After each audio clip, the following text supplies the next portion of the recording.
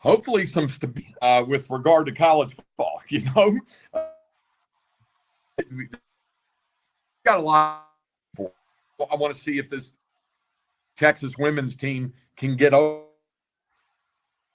UConn is UConn, and South Carolina, who they are. But Vic Schaefer's got his team rolling to where they can be a serious contender, a threat to go back to the Final Four, and do that thing. And then as an onward, Texas in its first year in the SEC wins the SEC regular season title. They went 44-14 over, but they had injuries down the cost them obviously in that losing. So the encore there for Schloss.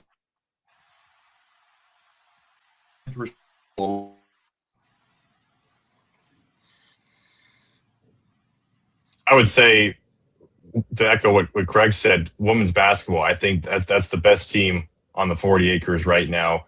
What they've been able to do despite being banged up, not having Ashton Judd and Bree Preston and Leah Crump for most of this season, and have already beaten the number 2 and number 3 teams in the country at this point in the season. I think what Vic Schaefer has is a really, really special team that I think is going to do a lot of damage come March. And then, I want to see what this football team does in 2026, with Arch Manning.